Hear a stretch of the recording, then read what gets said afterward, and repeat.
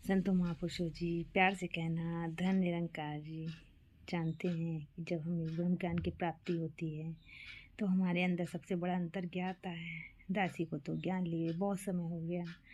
ज्ञान लेने के बाद ज्ञान की समझ जो आई उसमें तो इतना लंबा समय हो गया कि दासी तो सोचती है कि इस जीवन के रहते ज्ञान की समझ ही आ गई, बहुत बड़ी बात है। शिकवा शिकायत भी थोड़ी हुई सदगुरु से कि सदगुरु आपने इतना समय क्यों लगा दिया ज्ञान की समझ देने में।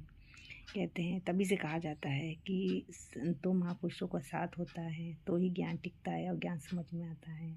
दासी इस चीज़ से वंचित थी, सांसारिक लोगों के बीच में रहती थी, सत्संग से भी दूर हो गई, ज्ञान उसकी समझ में आया ही नहीं। खाली बस ज्ञान देना और ज्ञान समझ में आना और इस निराकार प्रभु को देखना बहुत बड़ी बात है। इन सब चीज़ों में अंतर होता है। ज्ञान लेते तो बहुत से लोग हैं मगर निरंकार सबको नहीं दिखाई देता, सबको तब दिखाई देता है। इसकी एक बस सबसे बड़ी वजह ये है जब मैं का त्याग करते हैं। जब कहते नहीं, जब तक हम हर चीज़ को पकड़े रहते हैं कि मैंने ये काम किया, मुझे ये काम करना है, मैं ये काम कैसे करूँगा, जब तक हमारे अंदर मैं की भावना रहती है तब तक ये निरंकार नज़र नहीं आता।